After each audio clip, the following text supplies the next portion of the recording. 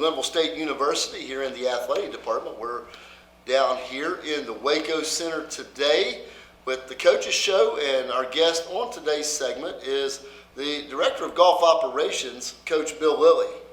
Bill, good to see you. I know you wear many hats here with compliance and the certification process, assistant basketball. And today we're going to talk about the men's golf program and coming off that big performance down at Edgewood where you beat the conference schools the previous week. This weekend, finished 7th out of 14 up at Mercyhurst. Came behind a couple conference schools, I believe West Lib and Notre Dame. Just trying to assess this weekend. Hey, let's put the blame where it ought to be first. Can we do that? Absolutely. I think Brother John overscheduled in the same week. How about that? Yeah. We had one day, honestly though, we came off a great event at Edgewood, a good showing, had one day off, and then we jump on the van, head to Erie, and there wasn't a recovery period in there, and I think we're a little bit flat. And then you go up there, and it's a nice course, first time on it.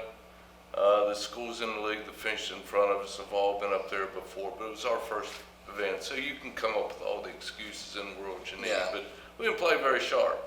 We weren't very good, but it's still a good group of golfers, and they'll bounce back. Every season has and will continue to have weekends like that. Yeah, well, it's got some big events coming up. So we're just 2 weeks away from the Mountain East now. Inside that 2-week window.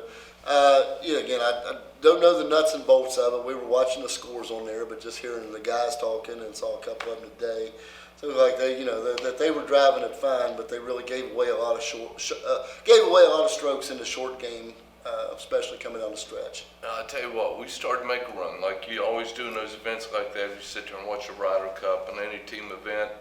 We started to make a run. I remember Shaden Johnson knocks it in on 12. It's a par 5. He stretches out. He's got an eagle putt from about 4 feet above the hole. Misses the putt. It's 4 feet below the hole. Misses a comeback putt. And that was the one I think that kind of took the air out of us for whatever reason. But it just kind of happened that way. And that's not blaming it on Shaden. It was a downhill, side hill putt. It's a difficult putt to make. It was they had the greens rolling close to 12 probably on the stent meter, which is, you had him quick. Yeah. He got above the hole, which he shouldn't have, but you got that eagle putt. You're looking at it. You're thinking going from +1 to -1 possibly and getting us on a roll again.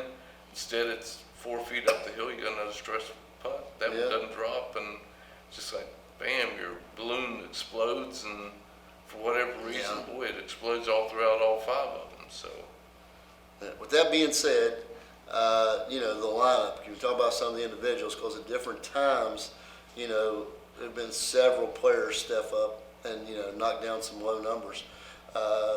Just speak to, some of the individuals, in that lineup that, y'all are putting out there weekly, but, hopefully make a run at this championship in a couple of weeks. Well, you hit it on the head there. I tell you what, in the past, it seems to me like we always had a defined 1 through 5 type of positioning. But now it's a little bit different. We've got 5 guys who can all post good numbers or good scores, who can all go under par even. And you try and ride who's hot and put them at the top of the lineup. Juan Mockberg, the freshman from Chile, who's had a great fall for us. But, he's a freshman still too. So you put him at the top of the board there, send him up against people on a course he's never played, and in winds he hadn't played in before. And it was a little different for him, and I think though the big thing was we didn't have any recovery time in between.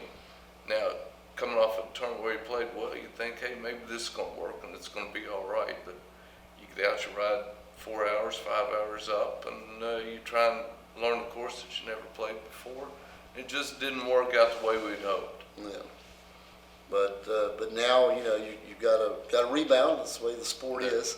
Come back out there and swing it the next week. What are y'all looking for, between, now or the next couple of weeks leading up to going up to Avalon? Well, we can't have bad weeks again. And hopefully that was the only one we're going to have. But you never know how it's golf. It's a four-letter word, isn't it? Yeah, no doubt, no So, doubt. But again, it's a strong group. I think they'll bounce back. They're resilient. They're young. They'll forget about Erie, PA in a day or two, and May have already. May have. Sure enough, we'll head to Ohio and try and beat all the MEC schools, and most of the PSAC will be back there again. Yeah. There's no weak events on this schedule. They're all Yeah. those full field events with 15, 16, 18 teams in them, and Yeah. they're all PSAC and MEC schools, and those are all the teams you have to beat. So if we're going to have a good year, hey, we can't back into one. Yeah, absolutely. And after the situation we ran into up at the Vulcan, we need You got to do clean well things up, regionally, and yeah. yeah, sure as heck do.